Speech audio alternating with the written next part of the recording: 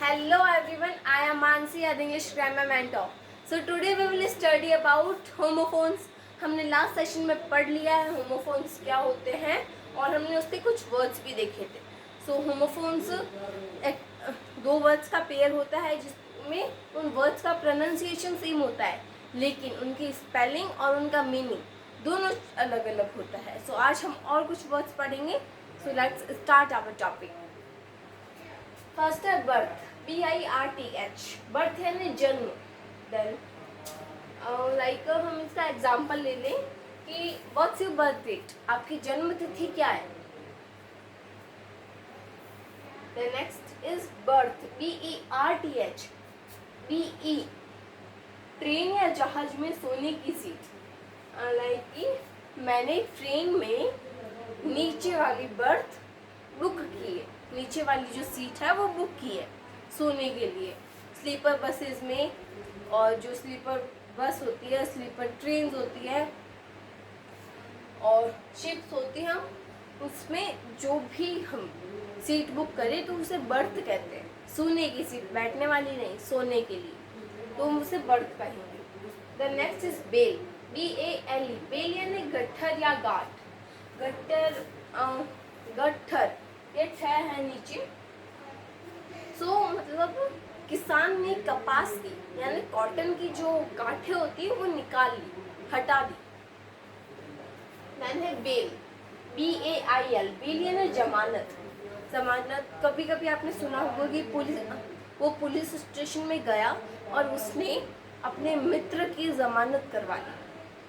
या कभी कोई वकील वगैरह का केस होता है तो वो लाइक पुलिस स्टेशन में जाते हैं और जो भी जेल में होता है उनकी जमानत करवा लेते हैं, बेल करवा लेते हैं. The next is course. COARS. Course यानी खुरदरा, मोटा या घटिया. लाइक हम एग्जांपल ले लें कि उसकी जो शर्ट का कपड़ा है वो बहुत खुरदरा है या वो अच्छा नहीं है. ठीक है. देन है कोर्स. COURS. कोर्स यानी पाठ्यक्रम. लाइक वो भी कंप्यूटर का कोर्स कर रही है या कर रहा है. ज़रूरी नहीं है सिर्फ कंप्यूटर का ही हो, बहुत सारे कोर्सेज होते हैं वो कर रही हो. ठीक है. लाइक ब्यूटी पार्लर का कोर्स हो गया, स्टिचिंग का कोर्स हो गया. The next is lose. LOSE. Lose यानी खोना या हारना. अब खोना, मैंने अपने घर की चाबियां खो दी, गुम गई. ठीक है. और हम खोना एक रेस में भी ले सकते हैं कि उसने अपनी फर्स्ट पोजीशन खो दी. ठीक है. लूज. LOOS. लूज यानी ढीला. लूज यानी ढीला. लाइक उसकी जो वॉच है वो उसके हाथ में बहुत ढीली है या फिर उसके जूते बहुत ढीले हैं. ज़रूरी नहीं है कि यहाँ पर हम जो एग्जाम्पल देख रहे हैं या पढ़ रहे हैं वही आए. नहीं, बहुत सारे एग्जाम्पल्स है दुनिया में, वो कुछ भी आ सकता है लेकिन उनका राइट मीनिंग निकलना चाहिए. ये नहीं कि हम कुछ भी उठाकर लिख दें कि लाइक चेयर है वो ढीली है. चेयर ढीली कैसे होगी.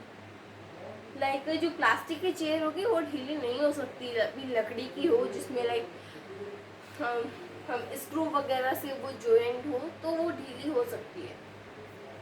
देन है मैरी. MARRY.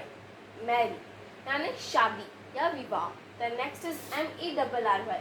मैरी यानी आनंदित या खुश. लाइक हम मैरी क्रिसमस विश करते हैं. ठीक है. Merry Christmas. आपको जो क्रिसमस की है वो बहुत सारी बधाई. आपका जो ये क्रिसमस का त्यौहार है वो बहुत आनंदित हो, खुशियों से भरा हुआ हो. तो वहाँ पर हम मैरी का यूज़ करेंगे. The next is dear. DEAR. Dear यानी प्रिय. अब हम लेटर्स भी पढ़ चुके हैं तो लेटर्स में आता है dear friend, dear uncle, dear father, dear mother, जो भी आता है.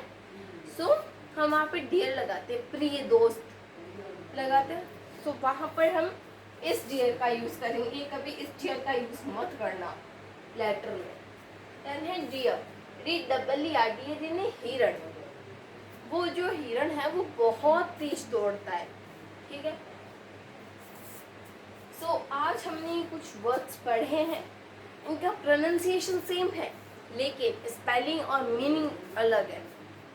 अब इसमें ज़्यादा फर्क भी नहीं है, एक ही अक्षर का फर्क है। इसमें ये थोड़ा इधर स्क्रैम्बल हो गया और ई की जगह आई लग गया, और ये इनमें एक वर्ड का डिफरेंस है, इसमें भी और इसमें भी, बस एक एक वर्ड का डिफरेंस है। प्रोनाउंसिएशन सेम है, मीनिंग अलग है, स्पेलिंग अलग है। और अगर आपने इनको ध्यान से देखा, उनका मतलब समझा, तो आप वहाँ पर गलती नहीं करोगे। सो आई होप कि आपको जो आज का सेशन है वो समझ आया होगा। और अगर आपको समझ आया है तो प्लीज़ मेरे चैनल को सब्सक्राइब कर देना, वीडियो को लाइक कर देना और शेयर भी कर देना। Thank you, have a nice day.